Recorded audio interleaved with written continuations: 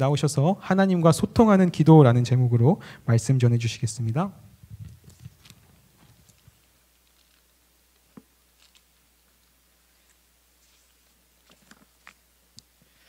이 시간 잠시 눈을 감고 기도하겠습니다.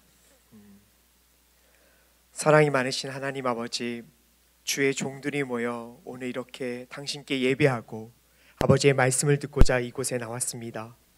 하나님, 간구하옵건대 말씀을 전하는 저 입술을 주장하여 주셔서 아버지, 오직 주님께서 하시고자 하는 말씀만 전할 수 있게 주님 도우시고, 아버지, 쓸데없는 말, 군더더기 같은 말은 모두 제하여 주시고 오직 생명의 말씀만 전할 수 있도록 주님 저를 주장하여 주시기를 간절히 기도 올려드립니다. 하나님 아버지, 이곳에 온 우리 사랑하는 갈렙 공동체 청년들에게 하나님께서 원하시는 말씀이 전달될 수 있게 주님 도와주시고, 아버지, 여기 있는 모든 청년들 가운데 아버지 그들의 마음을 위로하여 주시고 또 이들의 영혼을 하나님께서 보듬어 안아주셔서 아버지 이 귀한 말씀이 잘 들어갈 수 있도록 주님께서 도우시고, 아버지의 말씀이 30배, 60배, 100배의 열매를 맺는 놀라운 역사가 오늘 있을 수 있도록 주께서 역사하여 주시옵소서. 하나님, 갈렙 공동체 예배를 사랑하여 주시고 갈렙 공동체 가운데 주님의 말씀이 임하여 주시고 성령의 충만함으로 말미암아 우리 모두가 오늘의 예배를 통해서 아버지 신령과 진정으로 드린 예배를 통해 아버지 생명을 얻는 놀라운 역사가 우리 모두에게 있을 수 있도록 주님 도와주시옵소서. 주님, 이 모든 예배 아버지 처음과 끝을 올려드립니다. 살아계신 우리 주 예수 그리스도의 이름으로 간절히 기도 올려드립니다. 아멘. 네, 말씀 전하기 전에요, 한 가지 광고 더 드릴게요. 저기 창조신앙 특강이 있습니다. 이재만 선교사님께서 창조신앙 특강을 해주시는데 오늘 3월 30일 토요일 날 오전 9시에 대학 청년부만을 대상으로 해서 양재 온누리교회 화평홀에서 진행된다고 합니다.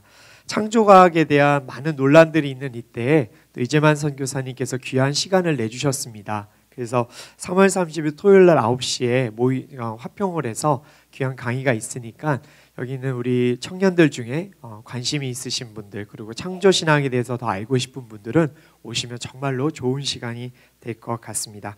그리고 토요일날 당일날은요 차량 통제가 있을 것입니다. 그래서 웬만하면 대중교통을 꼭 사용해 주시면 좋겠습니다. 네, 감사합니다.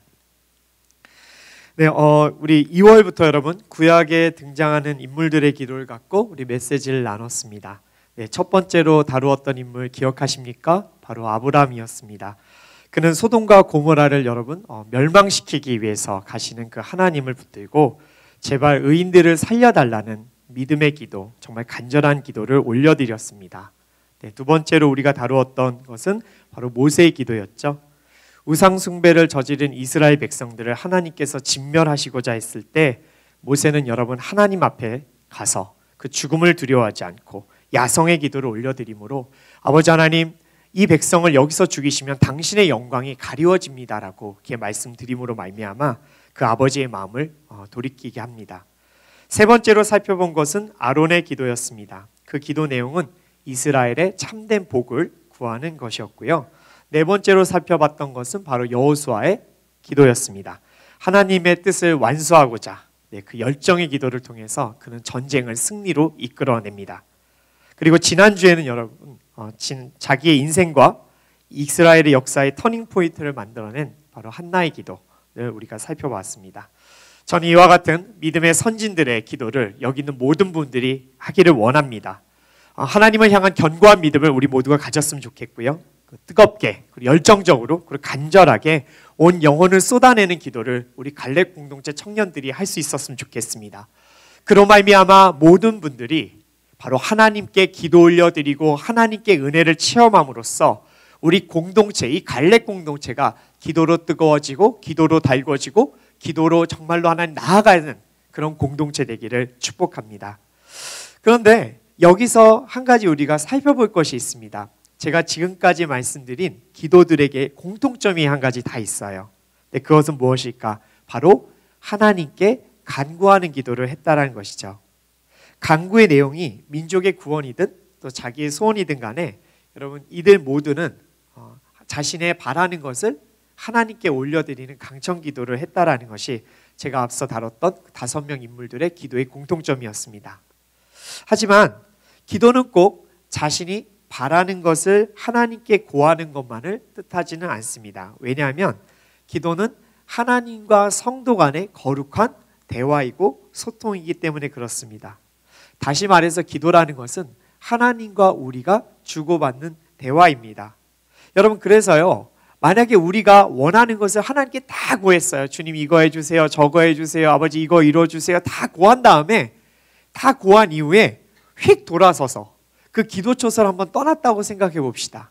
하나님 이거 리스트 짜서 다 말씀드리고 나서 아버지께서 여러분들에게 무슨 말씀을 하시기도 전에 바로 그 장소를 한번 떠났다고 칩시다. 여러분, 하나님의 답변을 듣지 않은 기도가 과연 기도라고 말할 수 있을까? 여러분, 기도를 했다면 당연히 잠잠히 하나님의 음성을 기다리고 주님께서 나에게 무엇을 말씀하실까 기대하는 마음으로 그 자리에 있어야 될 줄 믿습니다. 그런데 여러분, 기도를 다 하고 나서 자기가 원하는 걸 다 고하고 나서 그 자리를 떠나버렸다면, 하나님의 음성을 듣지 않았다라면 여러분, 그것은 불완전한 기도라고 저는 생각합니다.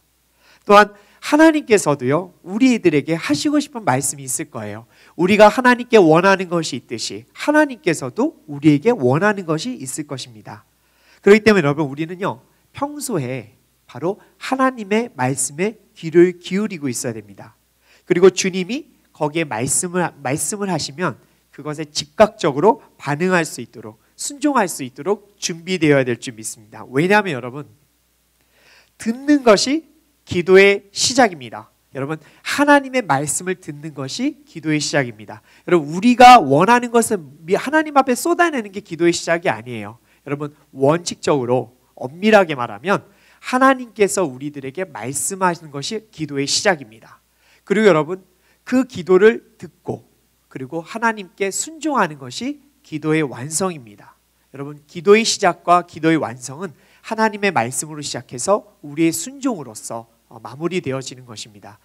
그런 차원에서 오늘 읽었던 사무엘상 3장 1절에서 14절까지 말씀은 이 소통하는 기도란 무엇인가, 하나님께서는 어떻게 우리에게 다가오시고 우리는 어떻게 하나님께 반응을 해야 되는지 굉장히 좋은 것들을 많이 알려줍니다. 영적인 지혜들을 알려줍니다. 그래서 여러분, 이 말씀들은요, 우리 모두에게 기도의 또 다른 측면들, 좀 더 우리의 기도를 확장시켜 줄 것입니다. 그럼 자막을 통해서 사무엘상 3장 1절 말씀을 읽도록 하겠습니다. 제가 읽을게요.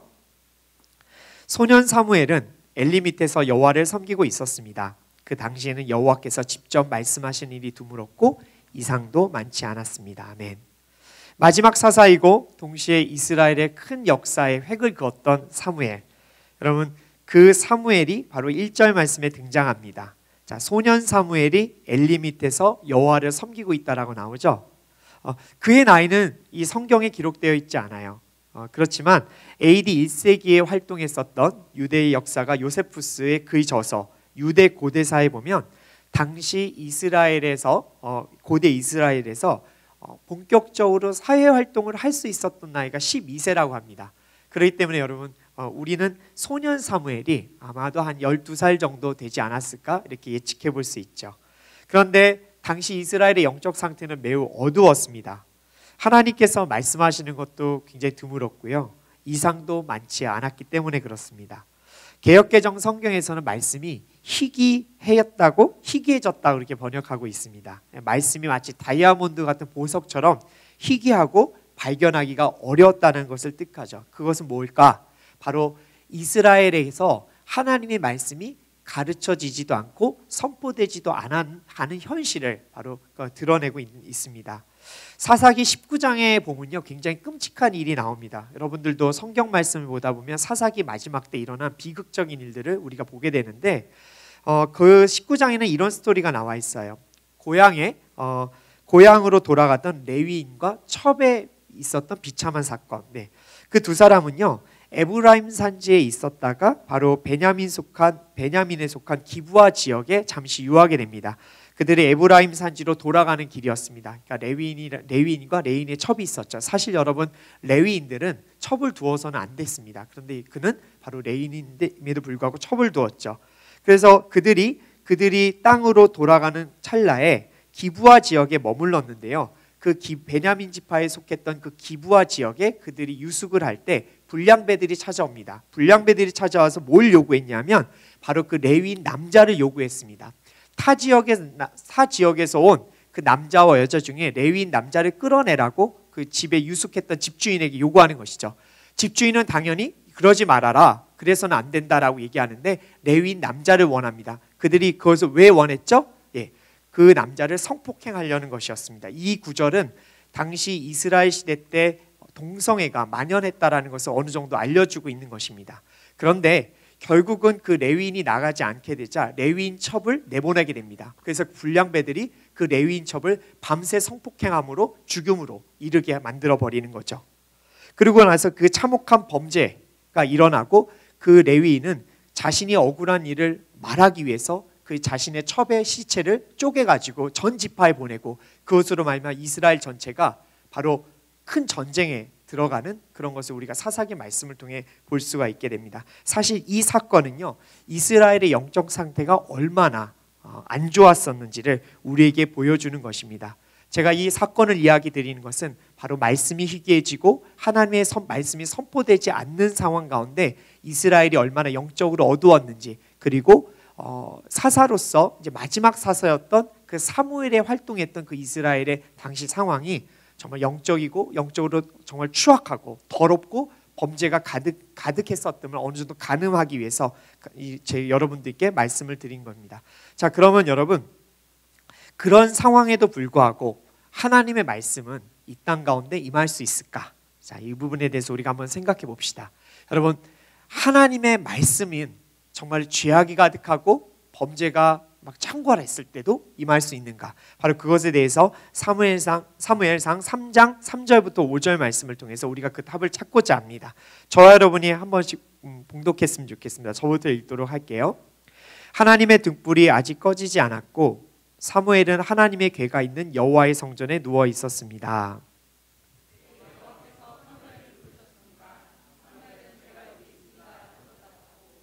곧 엘리에게 달려가 부르셨습니까? 저 여기 있습니다 하고 말했습니다.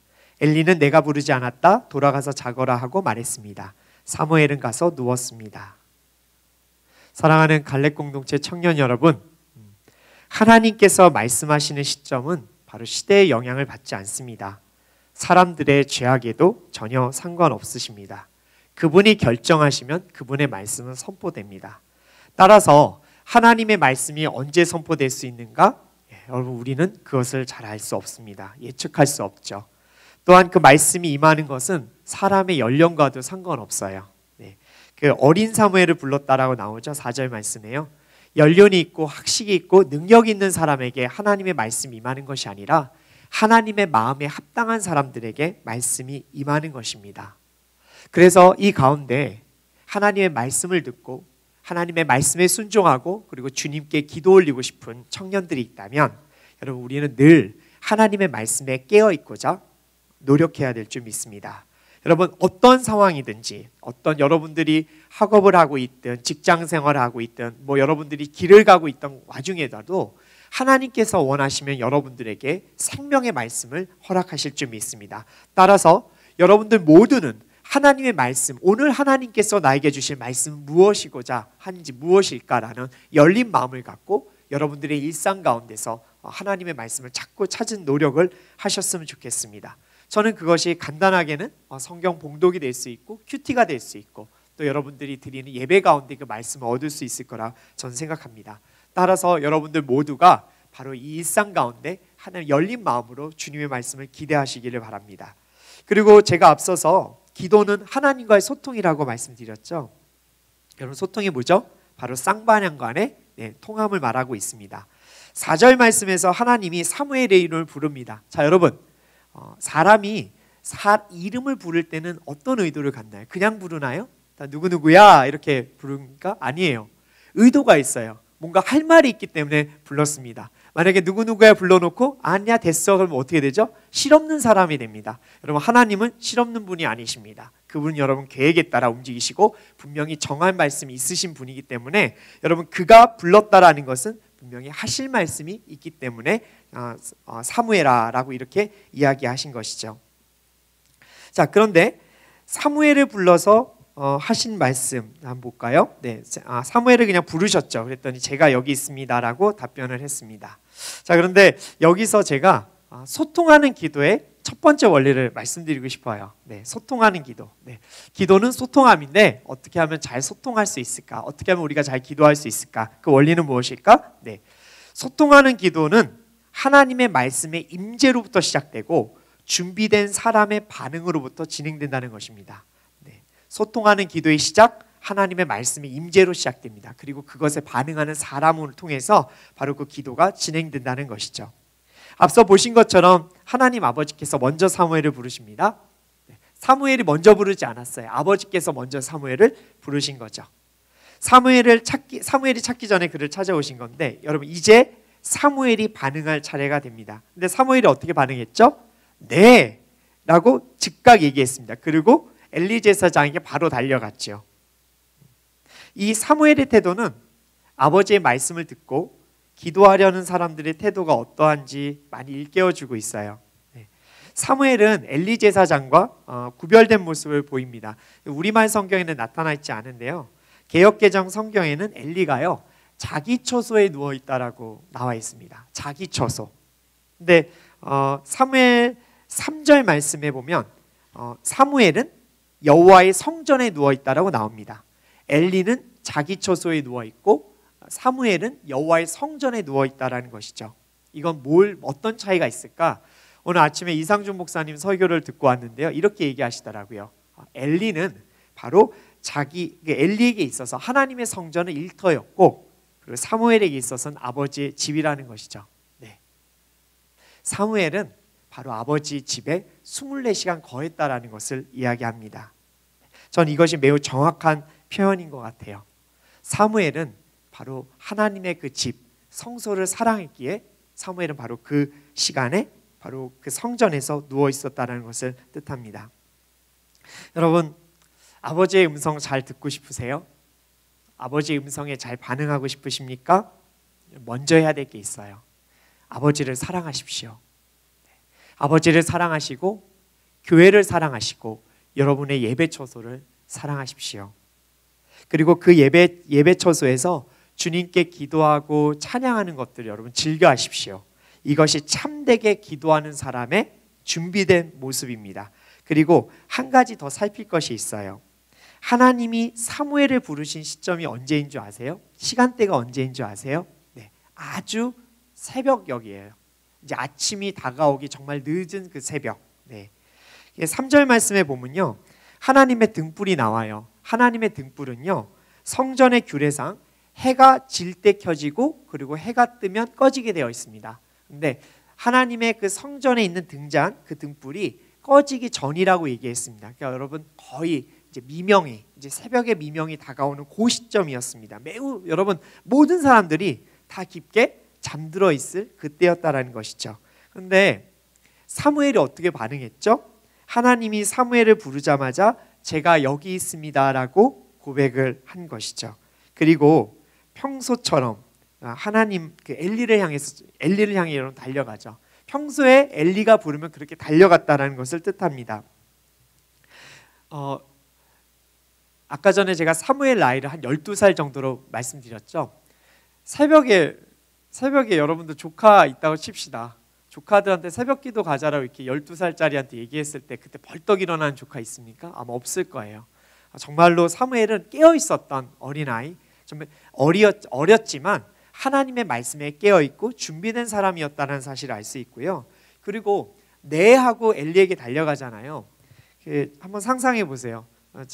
만약에 여러분들 조카 있고 저도 딸이 있지만 제 딸에게 담비야 아빠한테 올래 했을 때 네 아빠하고 막 방으로 뛰어올 때가 있어요. 여러분 너무 예뻐요. 그렇게 얘기할 때. 그런데 어느 때는 담비야 아빠 방에 좀 와봐 하면 왜요? 라고 말만 하고 안 와요. 네, 보이지도 않아요. 지 할 일 하고 있어요. 여러분 그러면 그럴 때는 살짝 화가 나요. 네. 근데 지금 사무엘의 한번 반응을 보세요. 엘리가 부른 줄 알고 벌떡 일어나서 네 제가 여기 있어요 하고 막 엘리 제사장에게 달려가잖아요. 여러분 평소에 여러분들의 반응하는 모습, 하나님께 반응하는 모습이 또한 기도할 때 반응하는 모습이라고 저는 믿습니다. 주님께서 여러분들을 부르셨을 때, 여러분 콜링하셨을 때 여러분들 어떻게 응답하십니까? 하나님께 어떻게 반응하세요?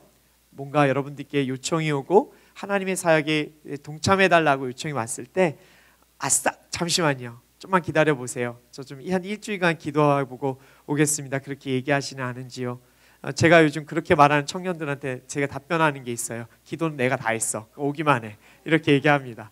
대부분 교육자들이 이렇게 한다고 하죠. 네, 저도 그렇습니다. 그렇지만 여러분, 어느 청년들에게는 이거 좀 부탁드립니다 해줄 수 있겠어요? 여러분, 바로 예스라고 답하는 분들도 계세요. 여러분, 물론 어느 쪽이든 다 귀한 섬김이고 너무 귀하게 또 도움을 주셔서 늘 감사합니다. 그렇지만 하나님께 우리가 어떻게 반응하는지 여러분 스스로도 한번 생각해 보십시오. 여러분들을 불렀을 때 누구누구야 했을 때 주님 제가 여기 있습니다, 저를 써주십시오라고 이렇게 반응하시는지, 아니면 하나님 잠깐만요, 한 일주일만 금식 기도해보고 나올게요, 이렇게 얘기하시는지 여러분들의 모습도 한번 살펴봤으면 좋겠습니다. 저는 여기 있는 모든 분들이 바로 하나님께 부르실 때 네 아버지 제가 달려가겠습니다, 네 아버지 저 여기 있습니다, 주님 써주십시오라고 그렇게 이야기할 수 있는 정말 그런 입술과 그런 가슴을 가진 청년들 되기를 축복합니다. 두 번째로 살펴볼 소통하는 기도의 원리가 있습니다. 자, 뭐냐면 하나님은 필요할 때 반복적으로 말씀하신다라는 것이고, 그리고 사람은 하나님을 체험함으로써 그분께 반응할 수 있다라는 것입니다. 하나님은 포기하지 않으세요. 하나님은 반복해서 당신의 말씀, 당신의 필요를 이야기하실 수 있는 분이고, 그리고 사람은 하나님을 체험한다라는 거. 이건 단순히 안다라는 의미가 아니죠. 하나님을 느꼈다라는 의미죠. 바로 그때 바로 주님 앞에 반응할 수 있다라는 것입니다. 사무엘상 3장 6절에서 8절 말씀을 제가 한번 읽어드릴게요. 다시 여호와께서 부르셨습니다. 사무엘아. 그러자 사무엘이 일어나 엘리에게 가서 말했습니다. 여기 있습니다. 저를 부르셨지요? 엘리가 대답했습니다. 내 아들아, 나는 부르지 않았다. 돌아가서 자거라. 그때까지 사무엘은 여호와를 잘 알지 못했고 여호와의 말씀은 아직 그에게 나타난 적이 없습니다. 여호와께서 세 번째로 사무엘을 부르셨습니다. 사무엘은 일어나 엘리에게 가서 말했습니다. 여기 있습니다. 저를 부르셨지요? 그제야 엘리는 여호와께서 이 소년을 부르시는 것을 깨달았습니다. 하나님 아버지께서 4절부터 9절까지 어린 사무엘을 4번이나 부르셨어요. 저는 이 모습을 한번 상상해 봤습니다. 아버지께서 사무엘아 불렀더니 엘리에게 막 뛰어가는 거예요. 네. 하나님이 부르셨는데 엘리에게 뛰어가요. 그 어린 사무엘이. 여러분, 그 성소가 많이 어두웠을 거예요. 그렇죠? 그리고 또 이스라엘 지역이었으니까 또 새벽에 많이 추웠겠죠. 그럼에도 불구하고 사무엘아 불렀을 때 어린 사무엘이 벌떡 일어나서 막 그 엘리에게 쫓아가는 거예요. 그 모습을 하나님께서 지켜보고 계셨어요. 얼마나 귀여웠을까요, 여러분? 야, 참 이 이스라엘 딸의 이 영적으로 어두운 이 시대 가운데 내 말에 저렇게 빨리 반응하는 아이가 있을까? 역시 내 사무엘, 이렇게 칭찬하셨을 것 같아요.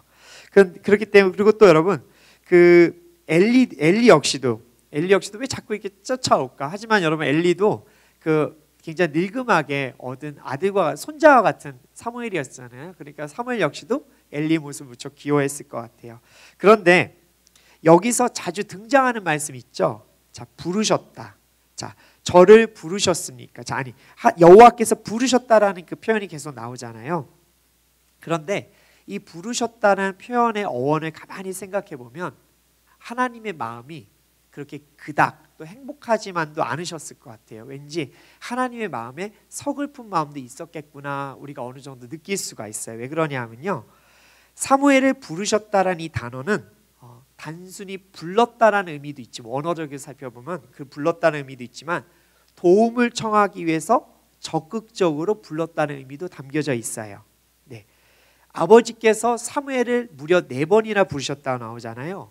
이 말은요, 단순히 사무엘을 그냥 불렀다라는 의미보다 어린 사무엘을 통해서 하나님께서 하실 일이 있었기 때문에 적극적으로 사무엘을 부르시고 그에게 도움을 요청했다는 의미로도 우리가 해석할 수 있어요.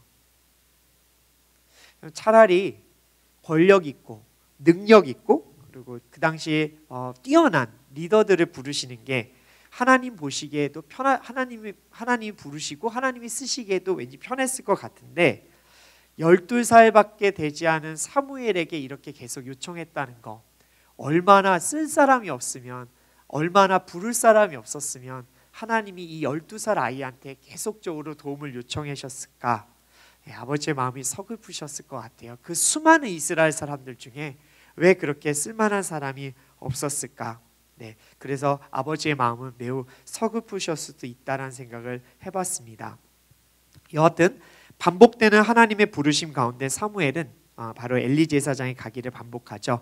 엘리도 처음에 인식을 못했던 것 같아요. 처음에 한 번, 두 번 인식을 제대로 못했고, 사무엘 역시도 여러분 5절 말씀에서 사무엘이 처음에 음성을 들었을 때는 뛰어갔어요, 엘리에게. 그런데 5절 이후부터 뛰어갔다는 표현이 안 돼요. 그러니까 사무엘조차도 이상했던 거죠. 뭔가 처음에는 엘리 제사장님이 불러서 막 뛰어갔는데 가만히 보니까 엘리 제사장이 부르지 않은 거예요. 그러니까 본인도 좀 의아했던지 뛰어가지 않고 뭔가 곰곰이 생각하면서 걸어갔다라는 것입니다.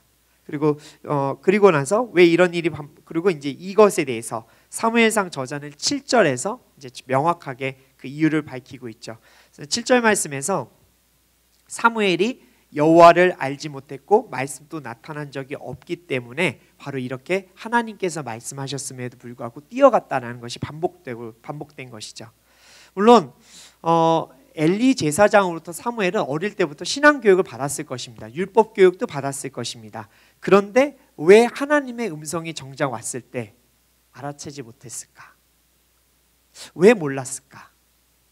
그것은 바로 머리로는 하나님을 알았지만 가슴으로 하나님을 체험하지 못했기 때문에 그렇습니다.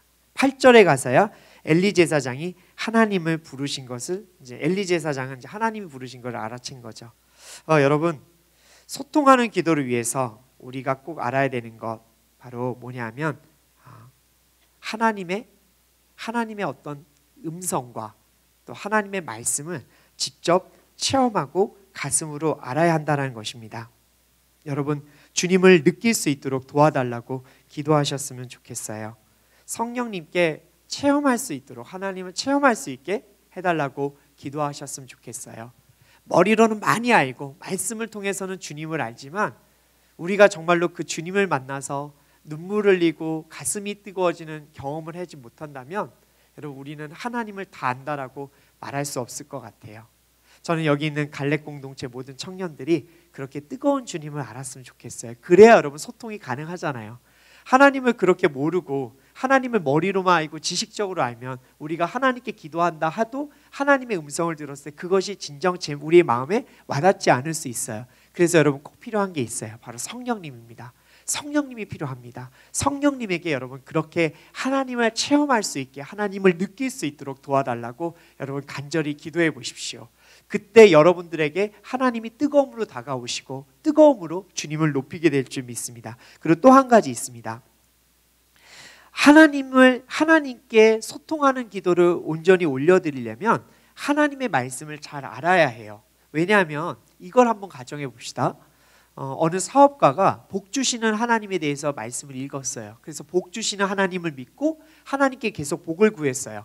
복을 구해서 하나님께서 그 복을 허락하셨다고 해서 정말 큰 부자가 됐어요. 그런데 하나님께 기도하는 와중에 갑자기 그 부자에게 하나님께서 음성으로 야, 너 재산의 반을 정말 고아와 과부들과 이 땅에 눈물 흘리는 자들 위해서 쓰라라고 얘기했을 때 그 부자는 하나님의 그 말씀을 모르고 하나님의 성품을 몰랐기 때문에 그 말씀을 이해할 수 없었다고 우리가 한번 가정해 봅시다. 그럼 여러분 기도가 될 수 있을까요? 여러분 거기서 기도는 멈춰요. 더 이상 부자는 기도할 수 없을 거예요. 왜냐하면 그 재물을 이용하시고자 하는 하나님, 긍휼의 마음을 갖고 계신 하나님의 말씀을 몰랐기 때문에 그래요. 하나님께서 고아와 과부를 사랑하시고 그들을 위해서 재산을 주고 섬기길 원하시는 그 말씀을 전혀 몰랐다면 여러분 우리는 하나님께 제대로 기도할 수 없게 될 것입니다. 그래서 여러분 하나님 앞에 여러분들이 온전히 나아가기 위해서는 바로 그 아버지의 말씀을 제대로 아셨으면 좋겠어요. 아버지의 말씀을 제대로 알아야 제대로 기도할 수 있고 그리고 아버지의 음성을 제대로 우리가 또 들을 수가 있어요. 제가 여러분 가끔씩 이런 생각을 좀 해봐요. 청년분들이 저한테 그런 이야기를 해요. 전도사님, 술 먹는 문제 하나님께 죄예요 아니에요?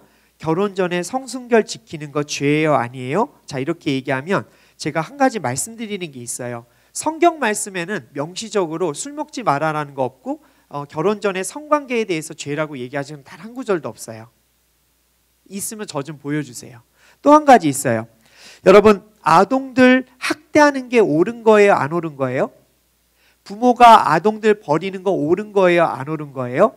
제가 성경 말씀 많이 읽어봤지만 부모가 자기 자녀가 아동을 버리는 부분에 대해서 죄라고 이야기한 거 저는 못 들어봤어요. 근데 여러분, 우리는요 성경 말씀을 통해서 그것이 죄라는 걸 알고 있어요. 왜요? 여러분, 예수 그리스도의 사랑을 통해서 우린 그걸 알아요. 예수님께서 아이들을 진심으로 사랑하고 다가오는 것을 막지 않으셨어요. 그들을 안으시고 보듬어 안아주셨어요. 우리는 그것을 통해서 창조주 하나님께서 아이를 소중히 여긴다는 걸 알고 있어요. 그것을 통해서 우리는 아동을, 우리가 낳은 자녀를 귀하게 섬기고 사랑하고 아낌으로 잘 성장시켜서 믿음의 후예들을 이어가게끔 해야 된다는 것을 어느 정도 알고 있어요. 하나님의 높은 뜻을 성경의 말씀 하나만으로만 아는 것이 아니라 성경의 전체적인 맥락을 통해서 그것이 어떤 것인지 알고 있다는 것이죠. 그렇기 때문에 여러분, 우리가 하나님의 말씀을 안다라는 의미는 하나님께서 우리들에게 말씀으로 명시하지 않은 그 이상의 영역까지도 우리가 통틀어 알고 그것에 대한 이해가 있어야 된다고 저는 믿어요. 그렇기 때문에 우리가 나중에 부모가 됐을 때 아이를 정말로 잘 기르기 위해서 아이를 학대하지 않고 아이를 사랑으로 돌보는 것, 바로 하나님의 정말 큰 범위 내에서 그걸 이해한다는 거죠. 그런 것 가지고 이해할 때 우리가 기도가 되어 잘 될 수 있다는 거예요. 여러분, 복음이 없는 사람은 잔인해요. 여러분, 복음이 없는 사람은 매우 차가워요. 이익에 따라서 여러분, 사람을 버릴 수도 있고 사람을 살릴 수도 있어요. 하지만 예수 그리스도의 복음이 들어간 사람은 뭐 하나라도 더 주고 싶고 그 사람을 위해서 기도하게 되고 하나님 앞에 여쭤보게 돼요. 여러분, 우리 갈렙 공동체 안에 지금 아픈 분들도 많고 부모님들이 아픈 분들이 있고 경제적인 어려운 분들이 있어요. 예수 그리스도의 복음이 있는 사람들은요, 그런 소식을 들을 때마다 가슴이 아파요. 더 잘해주고 싶고 더 기도해 주시고 더 다가가고 싶어요. 하지만 예수 그리스도의 복음을 모르면 그럴 필요가 없어요. 왜? 복음을 모르니까. 하나님께서 그들을 섬기라고 한 걸 모르기 때문에 그들에게 다가가지 않는 것이죠. 이와 마찬가지예요.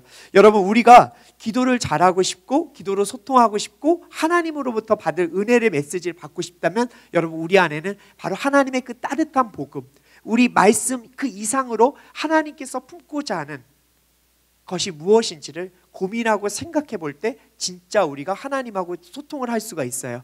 제가 여러분, 광고 때 이제 종이컵 없애고 이제 텀블러 사용하자라고 이제 나왔잖아요. 여러분, 왜 우리가 종이컵 없애야 돼요?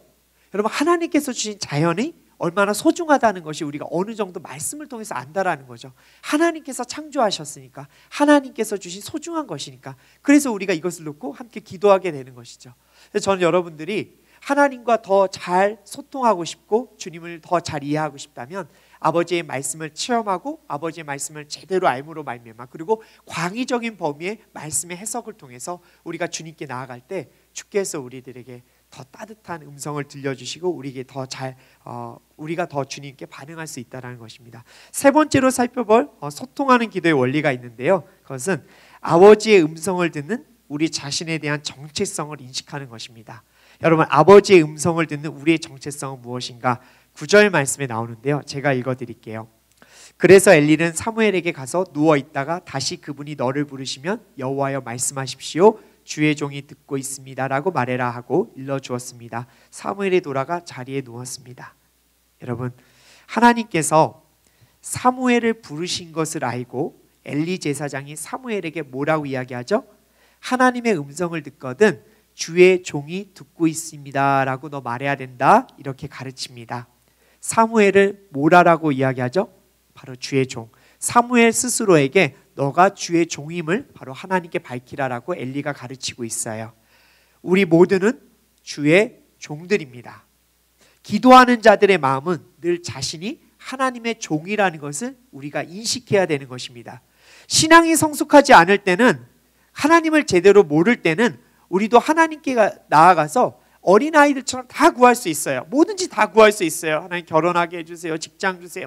모든 선물, 가진 선물, 세상에 좋은 거 다 구할 수 있어요. 그리고 심지어는 하나님께 실컷 기도하고 나서 새벽 기도에 나가서 1시간 동안 자기가 원하는 거 다 기도하고 나서 하나님의 음성 하나도 안 듣고 그냥 뛰쳐나오고 일상생활 할 수 있어요.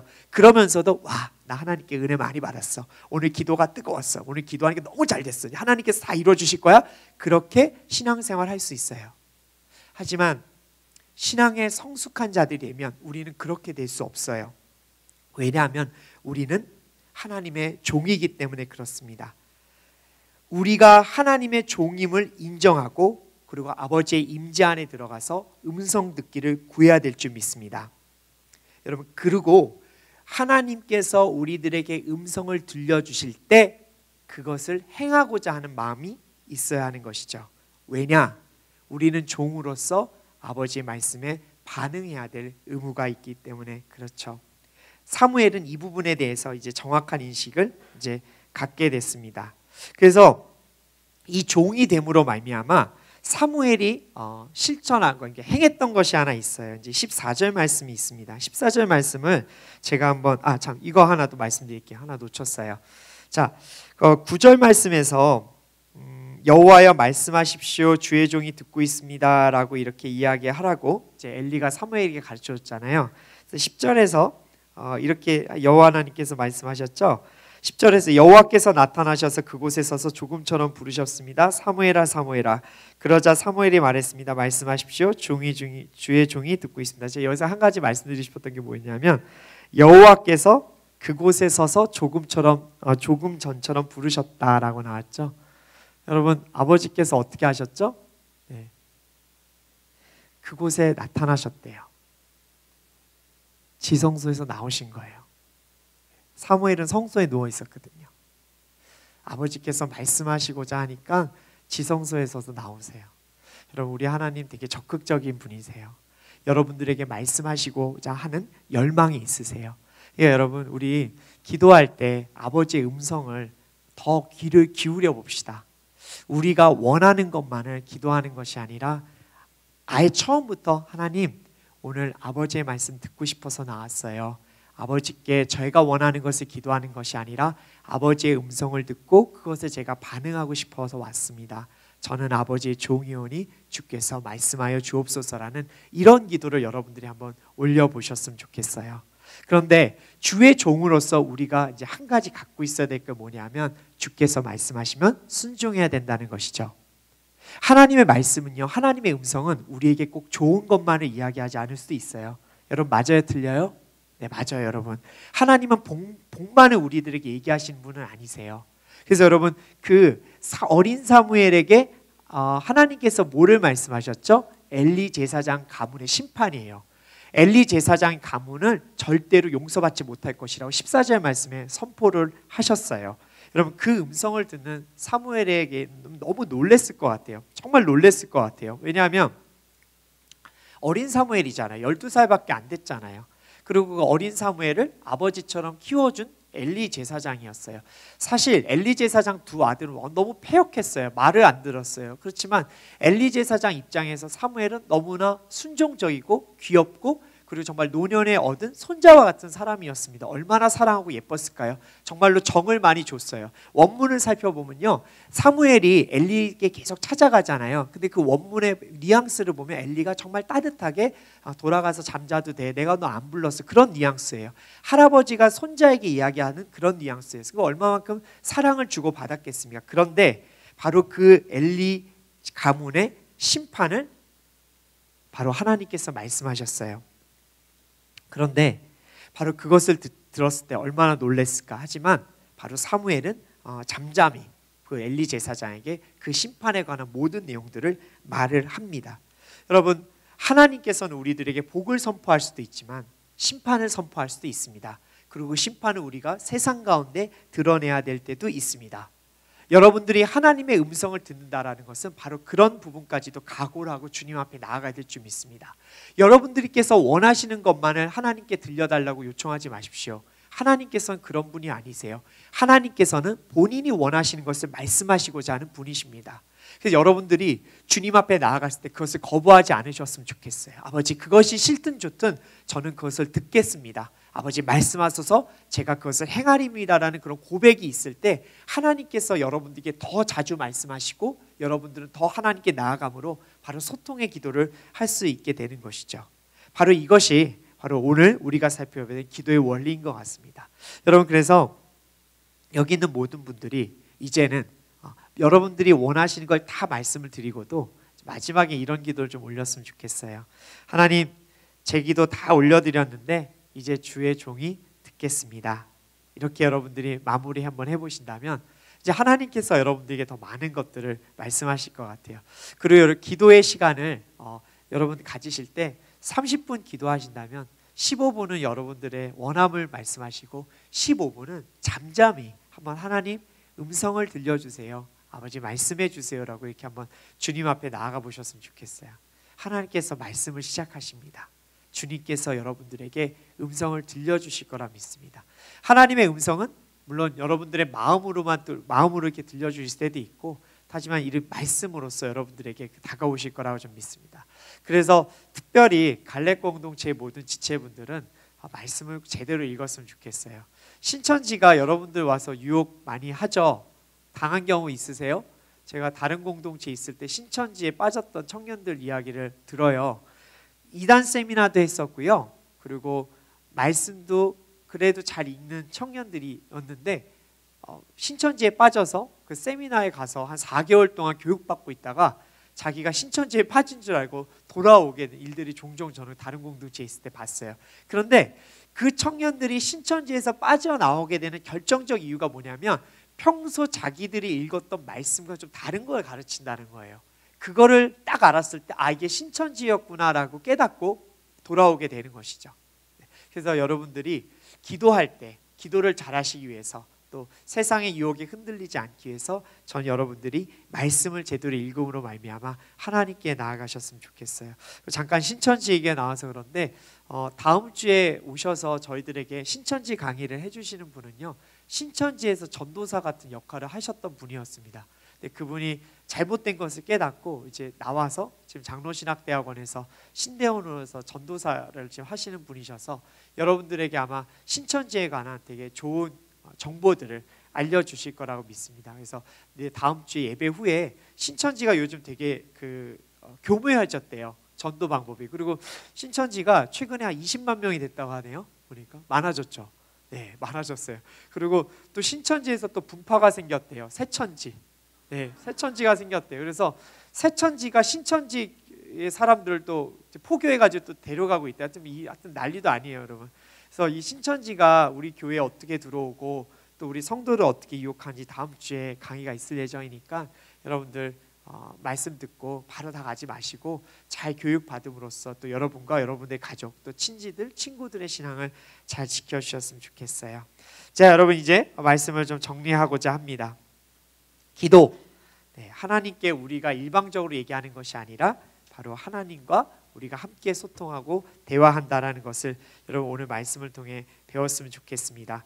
여기에 대해서 우리는 세 가지 기도 원리를 보았습니다. 자, 소통하는 기도는 하나님의 말씀의 임재로부터 시작되고 그리고 준비된 사람의 반응으로부터 진행된다는 것이죠. 저는 준비되셨으면 좋겠어요. 하나님이 말씀하시면 저 여기 있습니다라고 이렇게 준비된 모습으로 주님 앞에 나아가는 갈렙 공동체 됐으면 좋겠고, 두 번째로 본 기도 원리, 하나님은 필요시 여러분 포기하지 않으세요. 여러분 포기하지 않으시는 하나님입니다. 여러분들에게 하나님께서 말씀하시고자 결정하잖아요. 포기하지 않고 다가오세요. 그리고 여러분들이 안 듣잖아요. 여러분들에게 고난도 주시고 또 여러분들에게 실현의 시간을 주셔서 아버지의 말씀을 듣게 하시는 그런 분이세요. 하지만 그것에 대해서 여러분들이 반응하고 또 주님을 사랑한다라고 고백하면 주님께서는 정말 더 생명의 풍성한 은혜로 여러분들에게 다가와 주실 줄 믿습니다. 마지막으로 소통하는 기도를 위해서 우리가 알아야 될 것은 바로 아버지께 우리가 종이라는 사실, 그리고 아버지를 향해서 우리가 그 아버지의 말씀을 더 잘 알아야 된다는 것. 종이라는 정체성만 갖고 있어도 우리는 아버지의 음성을 지금보다 더 많이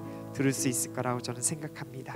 저는 이렇게 주님께 여러분들의 기도를 올려드리고 주님의 음성을 듣고 반응하는 우리 갈렙 공동체 됐으면 좋겠습니다. 이 시간 잠시 이 기도 우리 메시지를 갖고요 몇 가지만 놓고 기도했으면 좋겠습니다.